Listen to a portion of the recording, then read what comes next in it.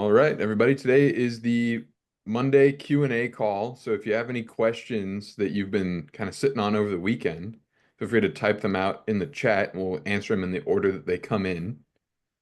If you don't have any questions yet, then take a second and try and think of some.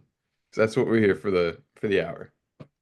Well, Ken just popped in a question and it reads, what is your equipment package? Well, generally speaking, an equipment package is the gear that you want a student to have per their program. This idea that they should get everything all at once sounds like a good idea. However, by holding off on allowing them to make some purchases, it makes the offer more enticing.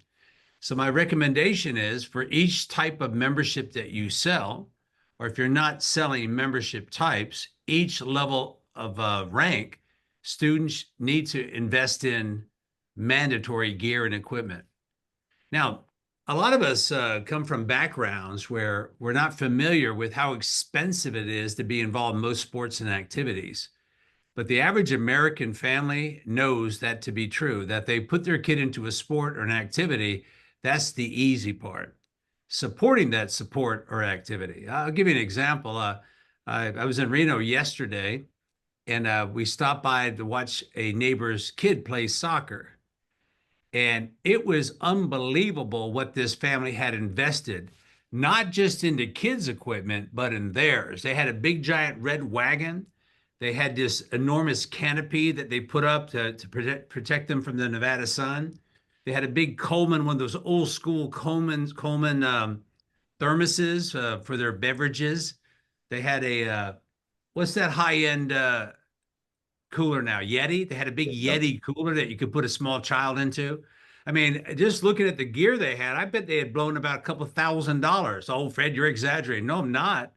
A medium-sized Yeti cooler is $500. That little wagon, it had to be another $300-400. I mean, I guess what I'm trying to drive home is this: don't be concerned that equipment is mandatory. As a matter of fact, making the equipment mandatory for the training is one of the key components to retention. You can't call yourself a karate guy if you don't have the karate stuff. So in terms of packages, here's what I would strongly recommend. Based on the level of training that you recognize students need to have certain items, that becomes the package. What I would strongly recommend, though, regardless of how you sell your memberships, whether it's time-based or whether it's outcome or month to month, the moment they enroll, they have to have some stuff. Otherwise, they won't feel like a karate guy. So your basic package, I think, needs to be in the neighborhood of $300. Now, if they can't afford it, they can't afford it, but you can always finance it. Typically we in Sacramento and here in Jacksonville, we mark our stuff up 250, 300%. So by getting 1/3 down, we've covered our cost, and we'll extend the convenience for people to pay it off if need be. But you're going to be pleasantly surprised at the number of people that realize, oh yeah, well, he's in karate now. I guess he needs the stuff. So I think you should have 3 levels of packages for the gear. Your entry level basic, intermediate level up to black belt, and black belt and beyond. And I would recommend each one of these packages includes an additional higher grade uniform. As far as pricing, heck, 3, 4, $500. 3 for the basic, 4 for the intermediate level, 500 for the more advanced level. And what makes great sense is that if the student understands that the gear that you're asking them to invest in, they've seen it actually being used. Ms. Pisky, would you chime in on this? Because you sell your students a lot of stuff, and you don't have them cart all that stuff in every week. So how do you encourage your students to utilize the gear and equipment that you sell them? Well, we have each week we rotate through different things like board breaking and weapons. The weapons we rotate quarterly, 3 times a year. So they know what to bring and when to bring it. It's always the last week of the month. We'll do sparring and board breaking on Wednesday and Thursday. So they know if they come Monday, Wednesday, bring it on Wednesday. If they come Tuesday, Thursday, bring it on Thursday. Yeah. It makes I think whatever gear and merchandise equipment you want them to have, it needs to be logoed. Mm-hmm. Now, you can save a lot of money by logoing the gear yourself by using, I dare say, stickers and labels. I think we've talked about it a couple of times. Master Pisky, would you chime in again? Yeah, we use well, during COVID everything was a mess and a lot of guys were having issues with getting supplies of everything. And so just like our dots on the floor, we went to stickermule.com. We got waterproof, UVA proof stickers and I think we ended up getting two or maybe three different sizes. A larger size for the chest guard, which is the same thing we put on the floor. We give them to people to put on their cars. We had a smaller size for the back of the gloves and the boots, and then we had, I think, an even smaller one that had to fit on the front of the headgear. But for quite a while, we just bought the stickers for cheap, stuck them on there ourselves, because you're not allowed to wear gear that you don't purchase here at the academy. It must meet our safety and insurance requirements, and therefore, there's one brand of gear that you get, and it's the one that we sell. Yeah. And however, fast forward to today, we don't have to do that because for like $1.75, they'll do it for you. So it just depends on if you'd rather spend 40 cents and do it yourself or $1.75 and have them do it for you. Either way is okay, but make it exclusive to you so that they're not going out and buying it on Amazon or at Play It Again Sports or something like that. Make sure that, and you tell them that in the tour when they first enroll, everything you'll ever need to purchase, you'll get right here at the academy. And then you follow that up with letting them know when it's time to buy the gear. As you can see, everything has our logo on it so that we are certain it meets our safety and insurance standards. Ken expanded his question. It reads, should I get them to buy the stuff they use in the training instead of me having them for them to use? Yeah. Don't give anything away. The only I will heck, never put on another man's sweaty sparring gear. That is gross and disgusting. And it's a good way to get staph infection. Well, you can also upgrade to where the equipment they may use back at the house for training, buying focus mitts and that sort of thing. But no, they have to have their own stuff. And I know that for a lot of us, the idea of them having to invest in, hundreds of dollars in equipment seems a little off-putting, but I think it's a retention tactic. Yes. The more stuff they have, the more deeply invested, more deeply committed they are to the membership. That's right. The truth is, I think I've said this to this group, everyone on this call, you bought all the stuff. I mean, you bought stuff that you probably never even took out of the wrapper, but you felt like you needed the stuff. So no, do not lend anything else, anything out. Another question typically follow up and say, hey, what do you do about the stuff that's left? You leave it in lost and found for 10 days and then you get rid of it. All right, here we go. I'm talking about weapons, not gloves. Yeah, they need to have their own weapons. Yep. Matter of fact, if you came to Jacksonville, I think you'd be pleasantly surprised at the number of weapons. One of our disciplines here is Warrior Krav Maga. And if you're a Warrior Krav Maga student, you need the fake gun and the rubber knife and all that equipment. You have to have this stuff. You need this stuff to train. So my recommendation is sit down with your staff and say, okay, based on each level of training or each level of membership or maybe each rank, what do we want our students to have? Let's wrap it in a package, and that is a mandatory purchase. Now, a good transition for any of you guys that are currently have weapons everywhere for them to use is let them know that, hey, we're selling all these weapons in here for half price because moving forward, everyone needs to have their own gear. So get them while you can. And if you guys don't have it already, we're ordering new equipment and gear, we're taking orders now. And what we do is we sell 3 weapons that are for the first level of black belt training. It's a bow staff, single nunchuck, and a single arnis stick. And yeah, you can buy one at a time as we rotate through them, or you can save 10%, just buy the package. Yeah, another question. Hardly anybody just buys one because they know they're going to need them all. Let me just buy the package. Yeah. And do you use the stickers for the training equipment like shields, wave masters, and all that stuff? Absolutely. Everything must be branded. And I tell you, the technology of stickers, once they're on, they're not coming off. They're UV resistant. They won't crack. I mean, they're super stickers. But yeah, you got to brand everything. Master Brisky, what was that question we were asked the other day that we maybe should bring back up? Which one? That's why I'm asking you. Had I remembered, I would have.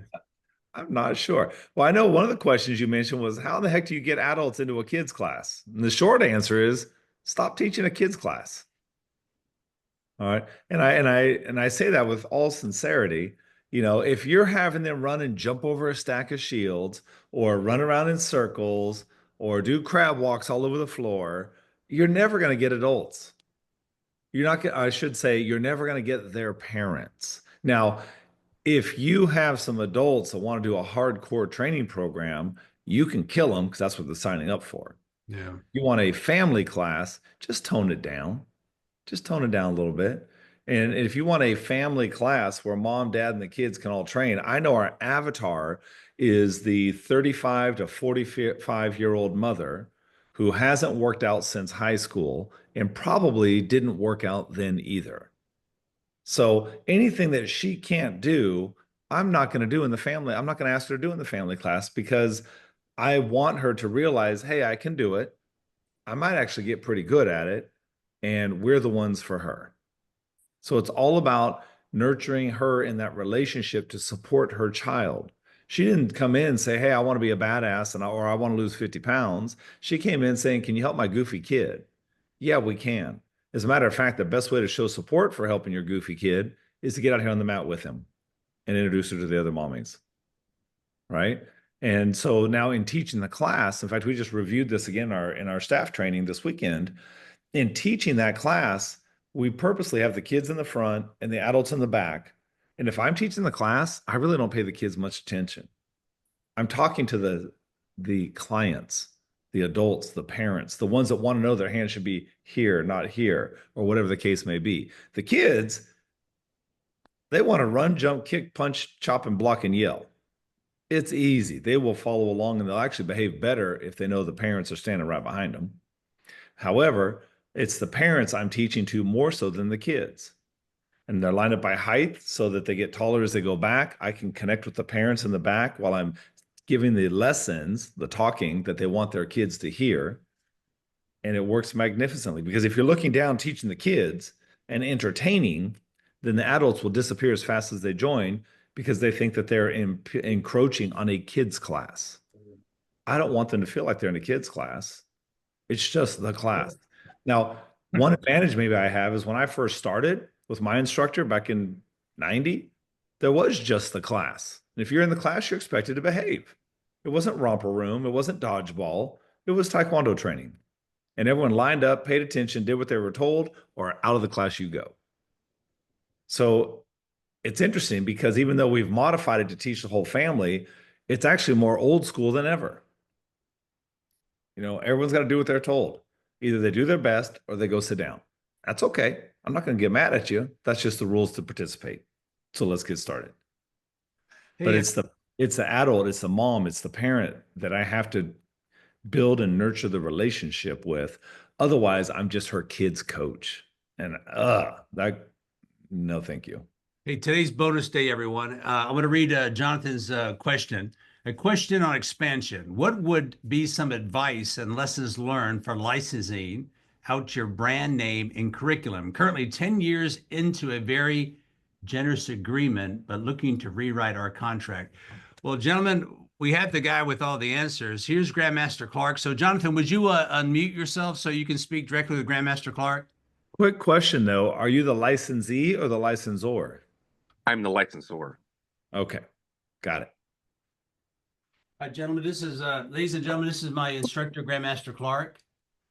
Hi, everybody. How are you? Enthusiasm is high. All right, Jonathan, go ahead and ask your question. Yes, sir. So we own and operate the American School of Karate and Judo in Elkhorn, Nebraska. So over the past 10, maybe even 15 years now, we have licensed out our curriculum and brand name to a previous student who wanted to kind of make martial arts his life. And now he has another probably 6,000 square foot facility in a separate part of town, doing fairly well, but starting to kind of make some mistakes here and there. And we've been overly generous. I would even say like $100 licensing fee. We just wanted to see him succeed. Everything kind of came through us. We're doing all the marketing, everything like that. Just kind of seeing, I want to step up our presence and kind of get what's I wouldn't say rightfully ours, but he kind of needs to know. So maybe in our next contract, be, you know, more business-like, I guess, on our end. I built a few very large licensing companies myself. I helped build the American Taekwondo Association, and we had a flat fee that was enough. And we licensed at one time, we had over 1,342 schools. Wow. And they're all paying anywhere from $650 to $950. I think mainly is what you want to get out of it, but and we found out you don't really have the control you think you do. Like you said, he's doing some things right and some things wrong. Yes, sir. For a license agreement, you can't, if you try to force them, and then I don't know about Nebraska, although I lived there quite a while, in Omaha.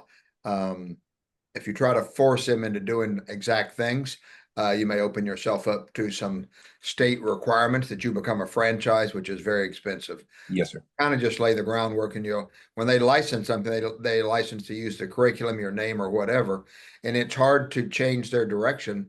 So, what do you want them to do? Just to pay more or listen to you more? Definitely pay more. Okay. And yeah, as far as the listening thing, we definitely don't want to go on the franchise route.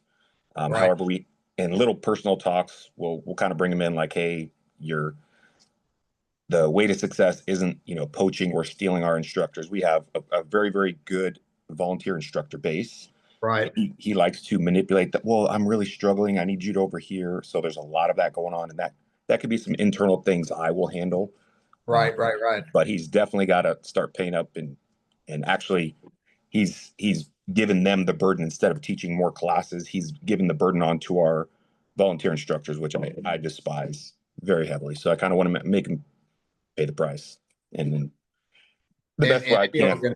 In any organization, though, you will have poaching if you don't have some kind of protection, and it's hard to stop somebody from moving in their own best interest. If they think this guy's going to pay him and you have him volunteering, I would not expose my volunteer instructors to this guy. Are you often doing events where you're together? Is it through competition or through training, or how are they even knowing each other except that he used to be a student?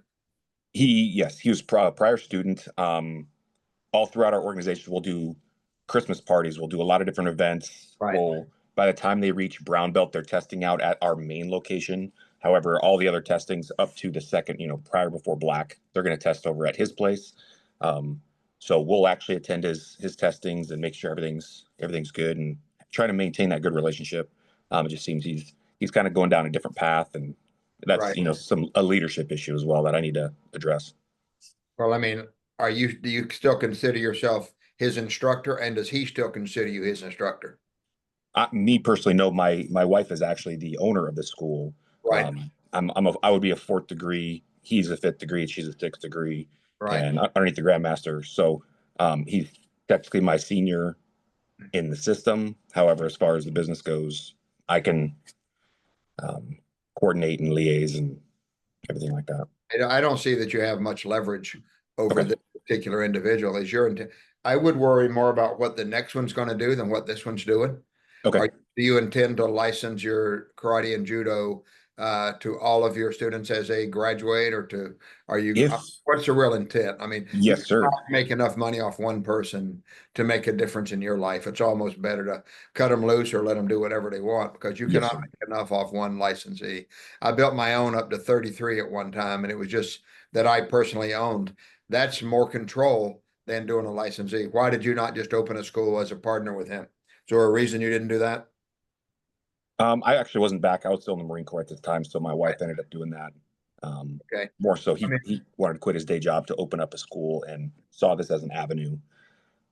It was going very well at first, and now he's just kind of trailing off again, more so on the leadership end, not teaching classes and doing the instructor manipulation type stuff. So, well, everybody would like to have somebody else run their school and make money for them. Me too. Yes, sir. I'd volunteer for that job. But the biggest thing is, if he doesn't consider you or your wife he's not still learning from you, your chances of losing him, and you don't really have influence. I mean, nobody follows a business unless you have some kind of legal thing. So I would say I'd worry more about what I'm going to do going forward than what I did with this person. If he's poaching your instructors, I just would dissolve the experience of doing everything together, because that's not going to change. It's easy for him to get your good instructors and him to create them himself. And are you good at creating assistant instructors? Yes, yes, they're very good assistant instructor program. He's probably not. Correct. That's why he needs yours. So I would not expose my people. I quit going to several business seminars a long time ago, because every time I'd go, the guy that was running the event would try to get my instructors, and I just paid him $1,500 to go get trained, and he'd invite my people to come work for him. So I quit going there, and I never took them to that kind of event again. So I definitely would not bring the fox into the chicken coop and say, don't eat the chickens. You know, when you already know that this guy's proven that he wants your instructors because he didn't want to teach himself. All of us out here, I'm 77 years old. I teach only twice a week, and people get where they don't want to teach every class like necessary in our business. But truthfully, the best person that's got the most vested interest should teach the majority of the classes. That's the best way to maximize income out of one school. But I would say, do you have a plan for what you want to do going forward outside of this one person? Yes. Yeah. Outside of him, I also, to answer your other question, yes, I do. He has our karate based curriculum. We have a blend. Once you kind of get up the ranks with the judo, jiu-jitsu, I went out and got the titles for like the judo black belt, and judo, jiu-jitsu, the Filipino martial arts. So he'll come and try and pick up that as I blend it into our curriculum. He kind of gets pieces of it. But the students that kind of come up in his system or his building will actually start to pick apart and go to our other kind of branch off programs as well. So it's, for a while, he was coming to jiu-jitsu, he was coming to our judo, he was coming to the Filipino martial arts. So that kind of kept him in line, and our relationship improved then. But business-wise, he's got some problems. I would just say, going forward, if you don't have a real clear path that you want, and a meeting of the minds, what he wants to follow that same path. I'd rather cut this individual out than to keep, because you'll have this problem over and over again. Once someone has gotten an instructor easy from you, that will be their modus operandi going forward. And if not you, somebody else.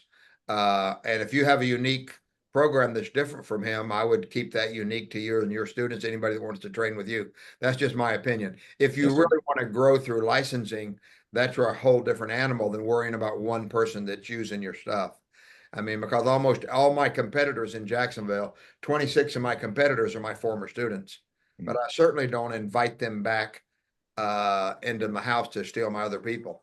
And they still do it. I mean, it's the whole thing. We teach integrity, but there's not that much of it. And if you're not paying them an equal amount, if somebody else will pay you $100,000 and you're paying them nothing, they'll go there. That makes sense?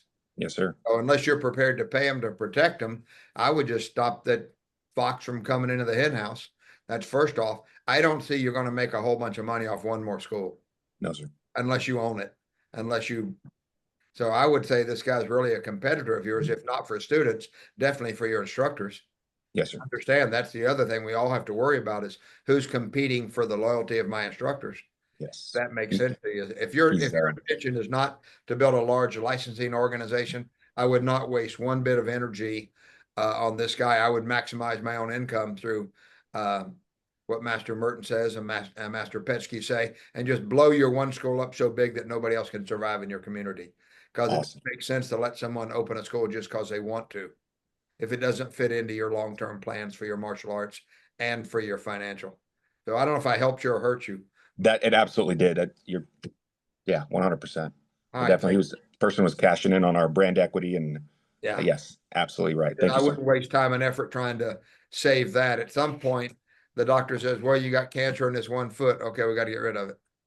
And you don't try to nurture it around. And it sounds like, although he may have been one of your wife's students, he doesn't consider you or whoever's in charge there, or you wouldn't have this problem. That once you lose that, then they just do whatever they want. And this guy, maybe he's a poacher and he thinks it's okay because he's going to pay him and you don't. But all of us like to have our free help. But eventually, if they love this, they'll try to find a way to do it on their own or to do it with somebody else. Okay. Thank you, sir. Thank you. Just my opinion, guys. Thank you. Great to see everybody on here. Glad you guys are training. Do your best. Thank you. Thank you, sir. Thank you, sir. Oh, by the way, we're doing a one-day business event May 1st, and the balance of the weekend, 2nd, 3rd, and 4th. We have a master certification as well as physical training. If you'd like to come on down, let's connect after the call, and I'll give you further details.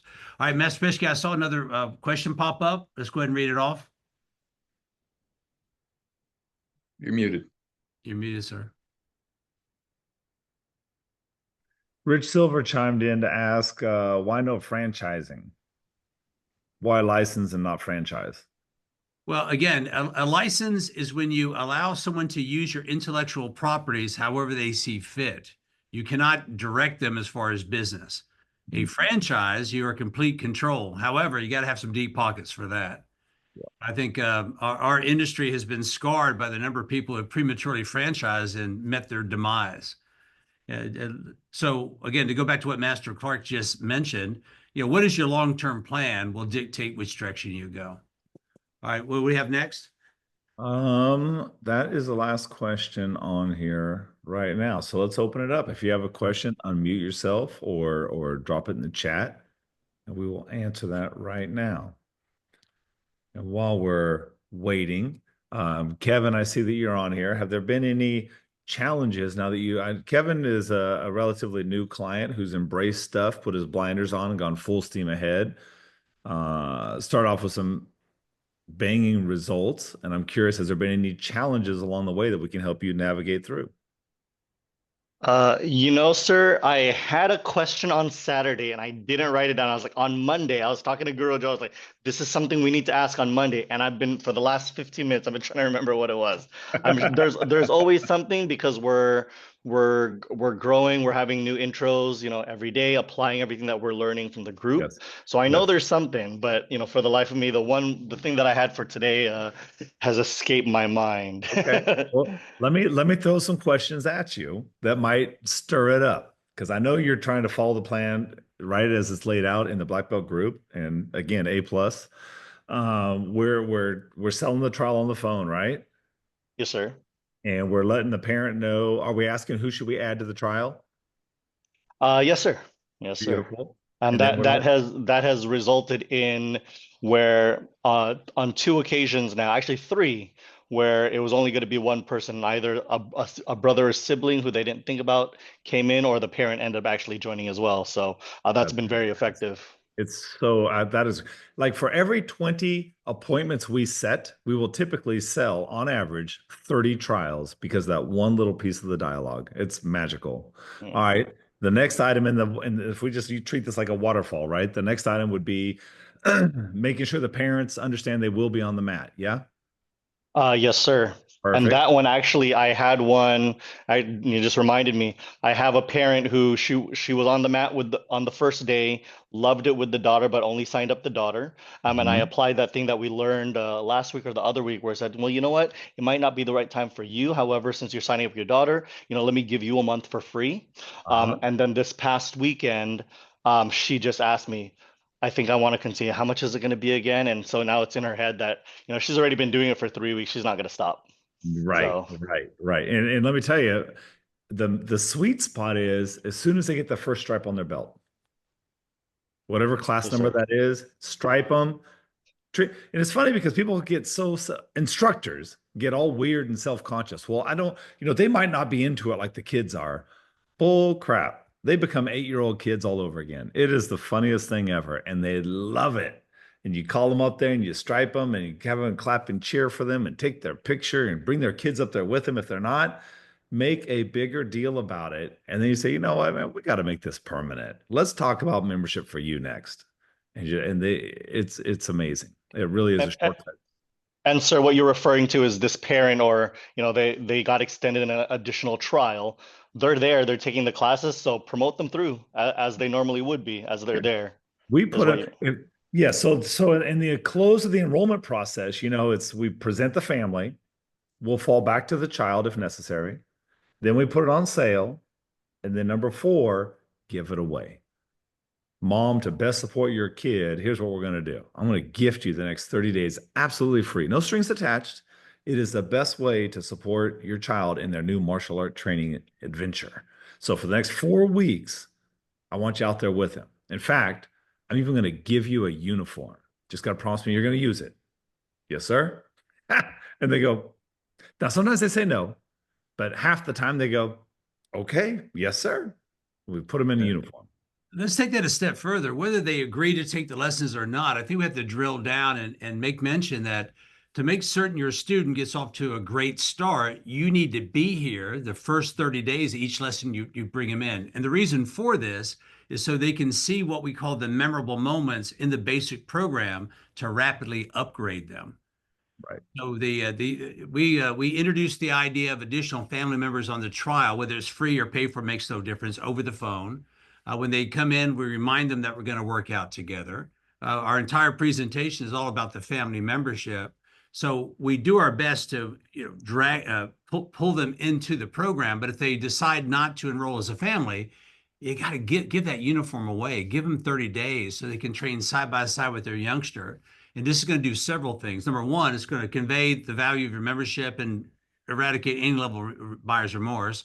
Second, you're able to help that parent become part of your community. Because remember, one of the reasons why people enroll is they realize the folks in this academy are my people. But third, to see what happens during these memorable moments. And for those of you that are new to the call, a memorable moment is when a brand new student has an experience they'll never, ever forget. Like the first time they're awarded their belt, their white belt, the first time that they're called up in front of the group and introduced it to the entire student body and awarded their school patch. Highlighting class where you draw the attention of the youngster to let so the student can demonstrate to the class their eagerness and their ability to give their best. Putting a stripe on their belt. All that a parent needs to be a part of to make certain in their mind's eye that not only have I enrolled in the right program, man, there's more to this and we want it. So that giving the uniform away is extremely important if they choose not to enroll in a family membership. Joe, I'm having trouble figuring. I'm sorry, go ahead. Well, just to wrap that up, it's also it's the cheapest marketing you'll ever do. I mean, for the cost of a uniform, you will get a new member most of the time. And so we put them in the uniform. We take a picture of them and their kid together to post in our group, congratulating them. We make both of them an attendance card. We present both of them with their belt on their first lesson. We treat them as if they just gave us $700 because I know in just a few short days, when they earn that first stripe, they will. And if 1 out of 8 doesn't, well, that's okay. We'll keep inviting them back again later. Yeah, But treat them as if they've enrolled. Sorry. Go ahead. I just keep walking all over you. You know, children show up with the level of enthusiasm and excitement. The parents don't necessarily do. There's another activity. Most parents have already had the experience where they put the kid into a program and the youngster quits.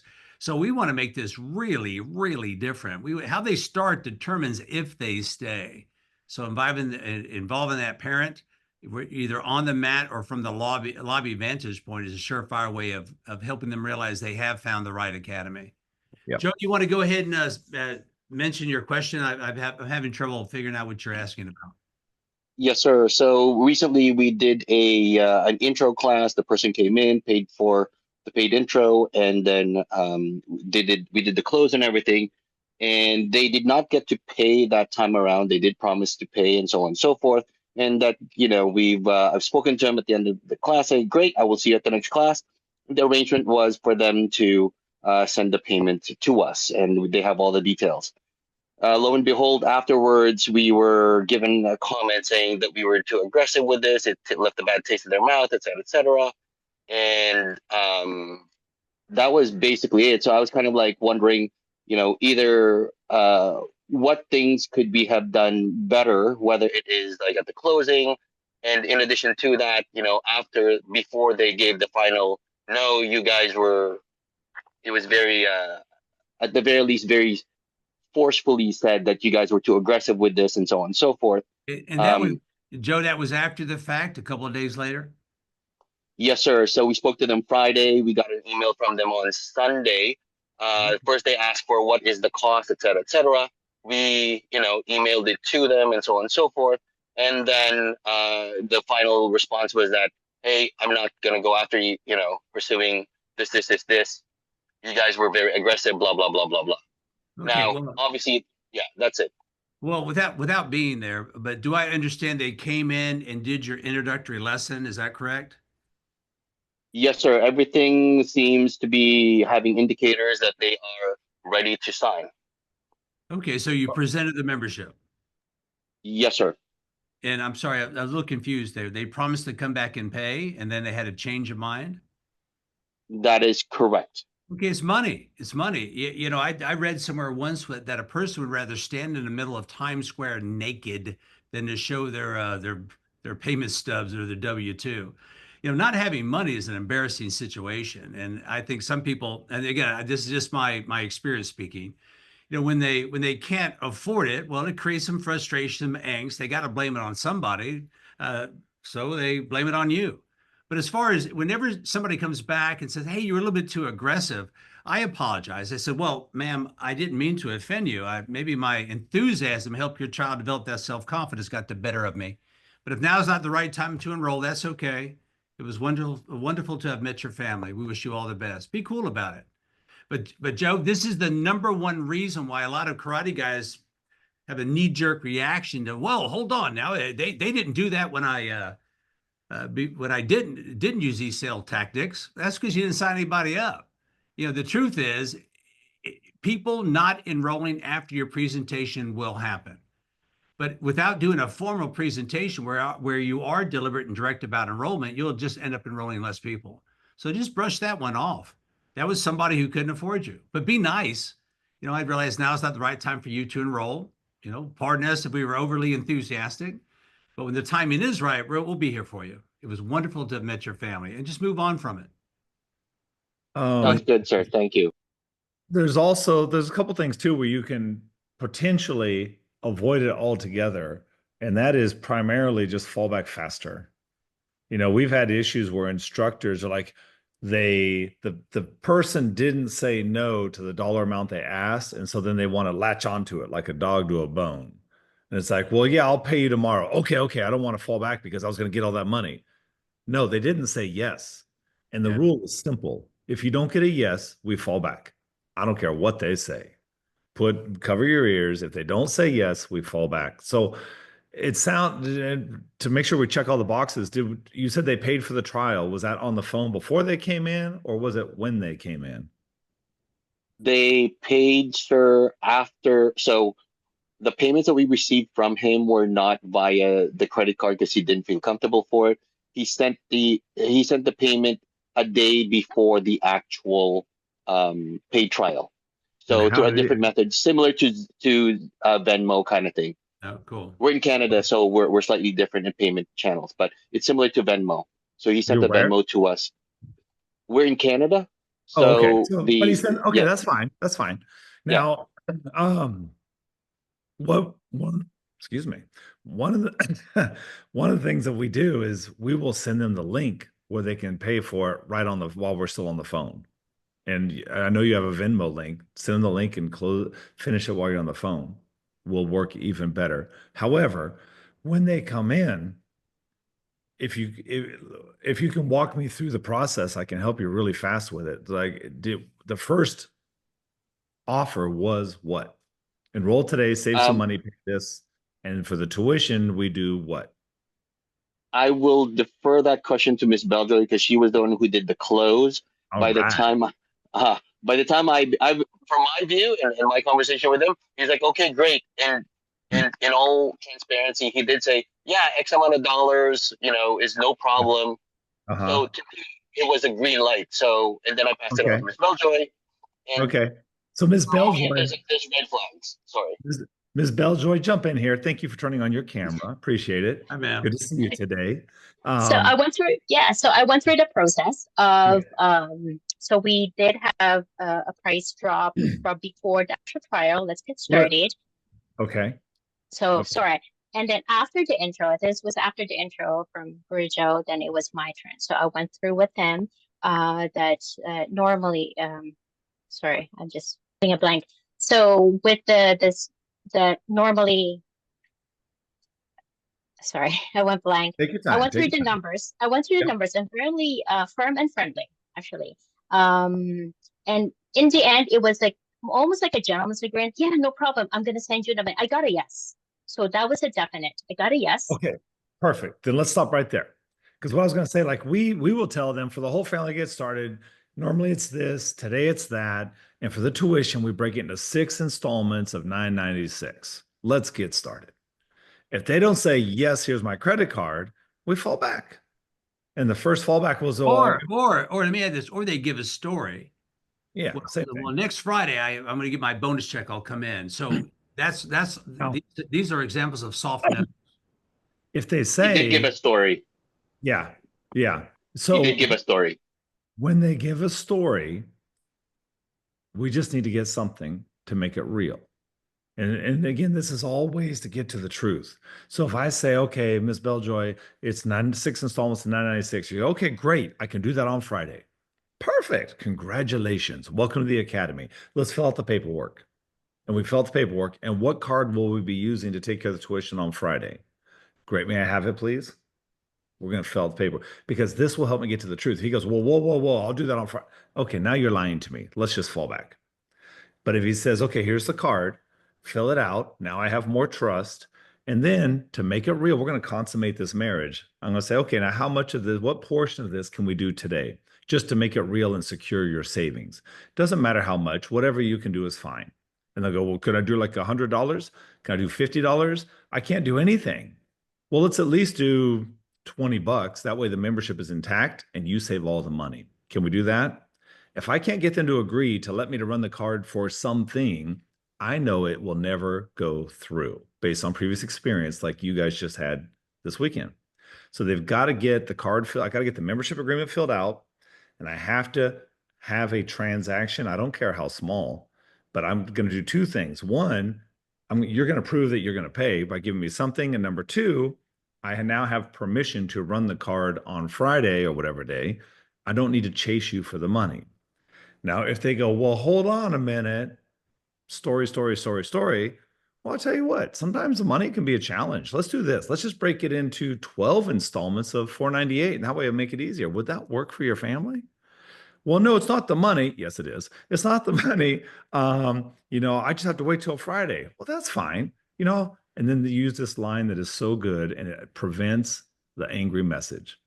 Mrs. Belljoy, let me just assure you, we don't ever want to let the money get in the way of what matters most. And that's just helping families like yours. So, to make sure we secure the savings, 'cause I know saving money is important for everybody, let's do this. And you fall back your 3rd time. Now, if he says, I still can't do it, it's not that, it's not this, it's whatever. So, well, maybe now's not the right time to get started, and that's okay. I want to let you off the hook at this point because you're proving to me that you just can't pay. So I'm not going to take a hope and a prayer and have you get upset because you're still going to get called out. That's what happened.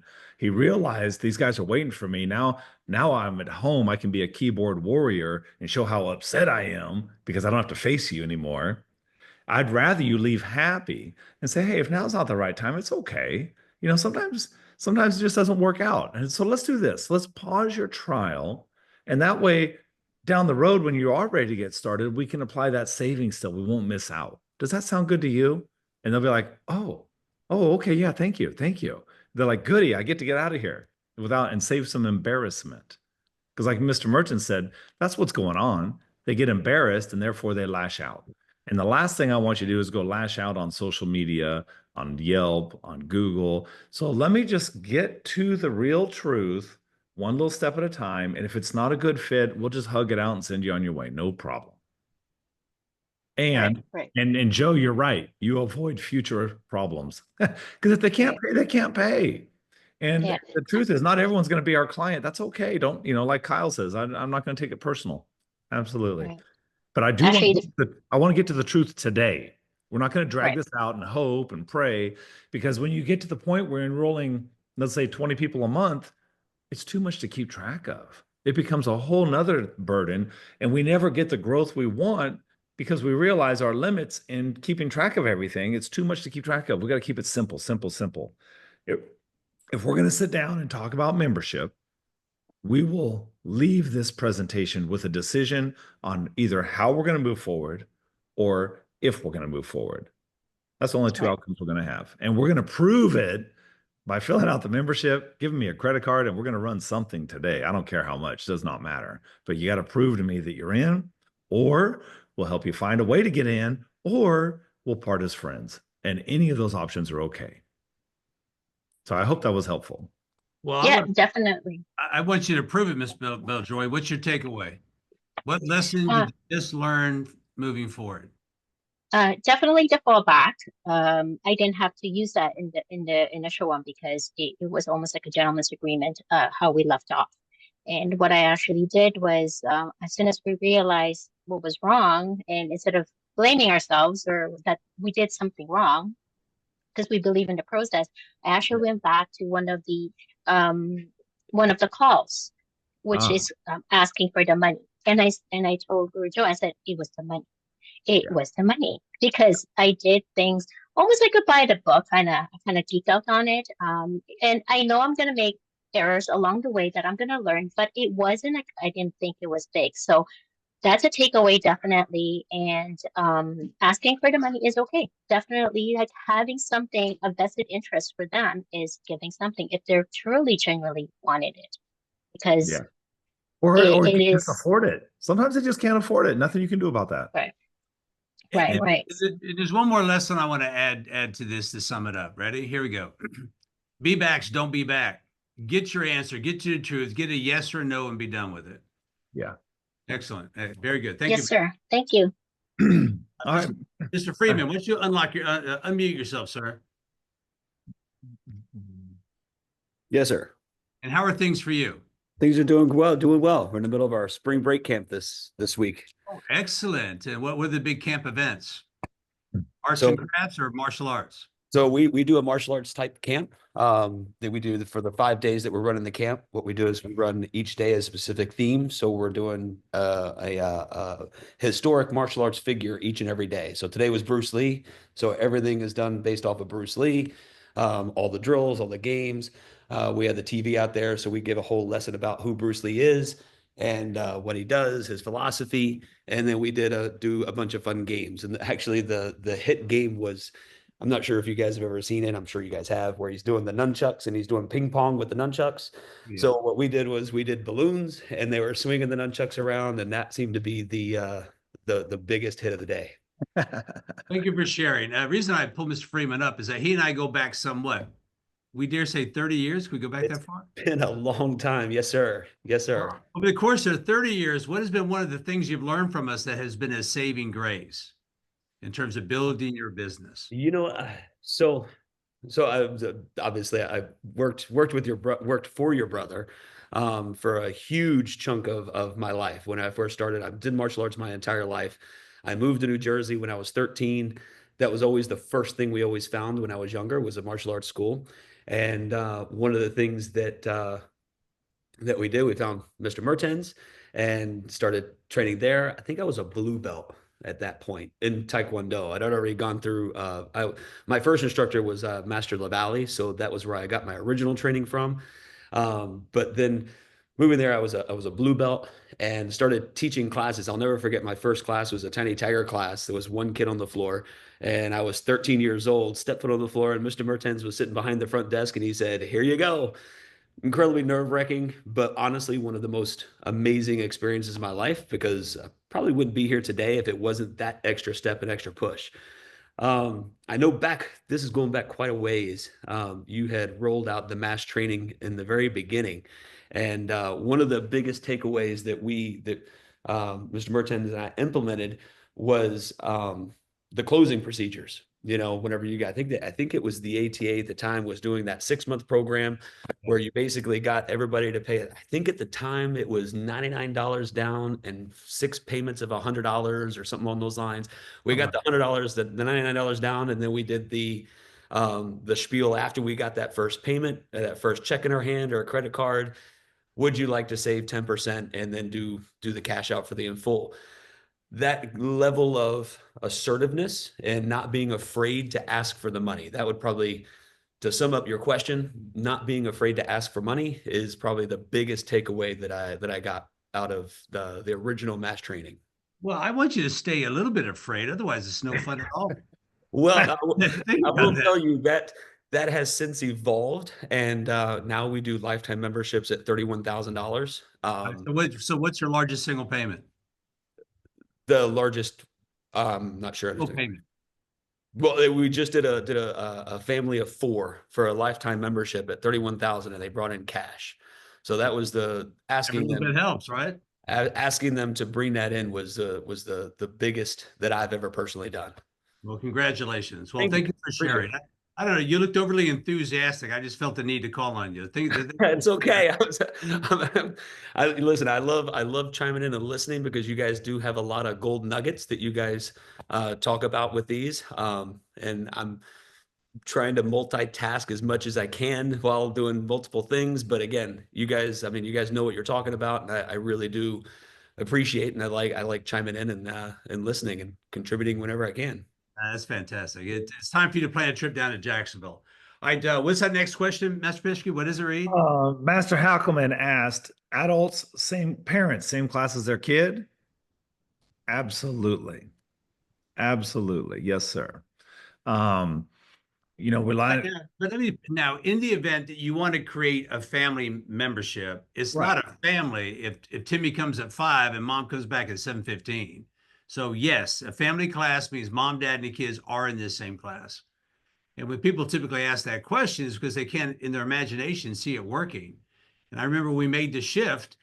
It was a little tedious, but Master Bishke, share your immediate experience when you made that shift. Well, we'd always had quite a few adults, but getting all the parents that are in the lobby, we just realized that we could double our enrollment if we just take everyone sitting on their butt and put them on the mat. And so we've helped clients cover up them. What stops the parent from getting out there? That's where you got to start. What stops the parent from getting out there and taking lessons? Any ideas, anyone? There's 3 main things. 3 main things. Well, I'll help out. Number 1 is what they see they can't physically do. Right. Which is why we don't run and jump over shields or do sprints and suicides across the mat, crab walks and bear crawls for that level of training. We just don't do it. So number 1, she can't see herself doing it. Number 2, she doesn't want to see herself in the mirror in a big blousy uniform jumping up and down. She looks bad in the mirror too often, and she doesn't want to see it in the mirror, and she doesn't want to see it out there in front of everybody. And probably the biggest, number 3, they tell you all the time, I could never get out there and do all that stuff. I could never test in front of all those people. I could never remember all those moves. It's too much pressure. So we decided to meet them where they're at and help them grow into what we want them to become. It's kind of like when a family comes in, they come in for their reasons, they stay for ours. Well, let's apply that same template. We get them on the floor for their reasons to support their kid, and we change it and get them to stay for our reasons to become a better version of them, better parent, a better mom, a better classmate, a better person, make new friends, right? To become a black belt. But I might have to change how I start them because traditionally, if I go back 25, 30 years ago, heck, my goal was to weed them out as quick as I could. Only the strong survive. But I realized if you want to help more people and get more students long-term and actually produce better students long-term, we got to get more people started. We've got to get more people started. And everyone on this call has people in their lobby that are sitting there doing nothing, but maybe scrolling on their phone when they could be on the mat training with you. So we took down the mirrors. A lot of folks we've worked with were nervous about taking down the mirrors, so they just covered them up. One of our guys, well, heck, several of our guys started with just covering up and then took them down. I think Master Robinson still has his mirrors on the wall, but he'll never uncover them again. I mean, he'll tell you, I will never uncover those mirrors. It just makes it easy to get them started. So take away the barriers. What's another barrier? I can't come back at 6 or 7 o'clock. I've shared the story before when we used to have segregated classes and we started letting the parents come to the class with their kid. The adult class shrunk all by itself. I was like, where are they going? They were still coming to class even more consistently. They were just coming at a more convenient time slot for them. So, yeah, the parents in the class with their kids works magnificently. And it actually allows it to be less of a kids class and more of just a class. We put the kids in the front, the parents are in the back, everyone turns and face a partner, adults are with adults, kids are with kids. They do drills and training with each other, and it works fantastically well, provided you, the instructor leading the class, looks up and connects with the parents while they're teaching, and don't make it a kiddie class. You know, if you're out there teaching a kiddie class, they don't want to do that. If you're just teaching a martial art class, they will get into it. They want to do it. I haven't met an adult yet that didn't wish they'd taken martial arts at some point in their life. So let's help them recapture their youth and excitement and do something as a family that's unlike anything else. I mean, part of our spiel is this is the only thing you can do together as a family that has a structured progression. It is literally changing the conversation at the dinner table. It's not what you did, it's what we did. And mom, this is something that your son or daughter will be telling your grandchildren about. It's that impactful. So a family program is not a family discount. To be a family membership, mom, dad, and the kids take class together. Now, that doesn't mean you can't have an additional type of class for the more mature athlete. But if you want to scale quickly, get mom on the mat. Master Peshke, we have a little more time left. So let's go ahead and read this next question. Right. What do you teach in the intro that is most important to get them? All right, ready for this? We have to give them their reason. And one of the tools that Master Clark created some 40 years ago was this thing called a student analysis, or the PA. And the PA is just a few questions to ask the family to find out specifically exactly what they want to accomplish. In concert with that, we also use PA to overcome potential objections as far as hectic schedule and decision makers. But let's get back to their reason. You enroll them for their reason. We keep them for ours. You know, people sign up for a lot of different reasons, particularly with children. Your first confidence, boost their self-esteem, get in shape, make new friends, all that stuff. We're going to let them enroll for that.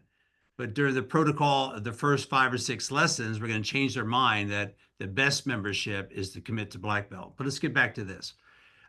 Your intro should be a standalone. And what I mean by that is just one intro fits all. But all you have to do is weave in the benefit that they want, and it gives them what they want. You know, the truth is, whether you punch, kick, chop, or block, that can help a child develop discipline, confidence, become more self-assured. You know, give a demonstration to parent about our structure. So the introductory lesson is about what we learned during the PA. If you're not using the PA, you're at a significant disadvantage, because the PA allows the parent to change their mind about this program. It's not a logical decision. Now it becomes more of an emotional one, where they see their child, just get little glimpses of their child in that lesson, acting more self-assured, acting more confident. And that's the key to leveraging an intro. Whatever your physical intro is, it is. But we weave in the idea of what benefit they want to gain that we discovered, that we uncovered during the personal analysis. Who asked the question? Let's see. It was Leo. Leo, would you unmute yourself, please? Yes, sir. Did that help? Yes, it did. Prove it. How so? Well, one thing you said back then, it was talking about the structure of the classes. I've been listening this entire time. Well, not because we have the kids and adults in the same class. So using things like that can help the parents get out onto the floor. And I've actually connected that. I actually had a parent quit because she didn't like looking at herself in the mirror. So Oh, It's true. I mean, I don't know what uniforms you all use, but I don't think it matters. You put them in either tight clothes or loose clothes. Either way, it's bad news. And then you have them doing jumping jacks while they're looking in the mirror. Stuff's flopping around everywhere. Nobody wants to see that, and especially not them. So change it. Change it. all right, let's do a couple of takeaways. We'll call it quits, Master Peshke. All right. All right. Real quick, though, Kyle said our conversion's higher signing up parents than just adults. Absolutely. Oh, Absolutely. And you'll still sign up just adults. Thursday, we signed up a 20-year-old kid. And we told him our class is family-based. But here's the good news. Kids are in the front, adults are in the back. So you'll be working out with all the adults. It's going to be great. He said, okay. And he signed up. Fear of looking dumb. Absolutely. What do you teach in the intro? Master Mertens just covered that. What's your go-to warm-up for the family class? I might have a little different experience than most, but You know, from my instructor, we did a full body warm up each day, every day. It was the same warm up. It's never changed ever in 35 years.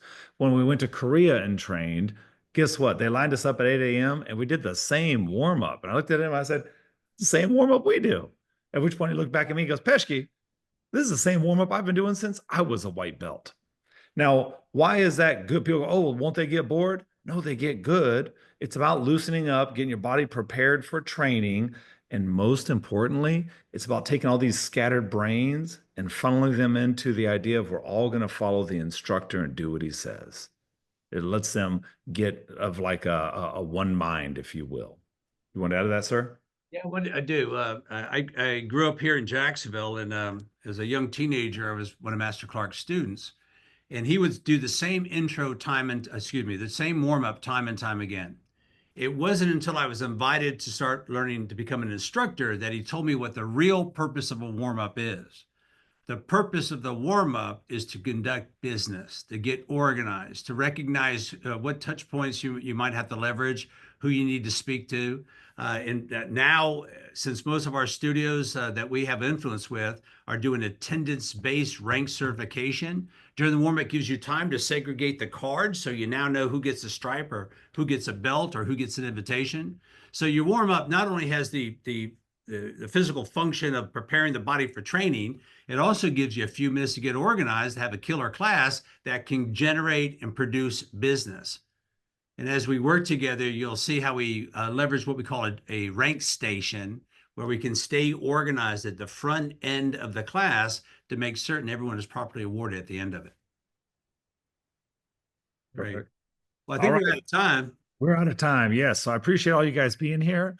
Everyone that is a part of our Black Belt group, we'll see you tomorrow morning at 10 a.m. And for anybody who's interested in joining in on that call, reach out in the school group and we'll tell you how you can get started. All right. In the meantime, everyone have a great week. Talk soon. All right. God bless. Bye, Bye-bye. everybody.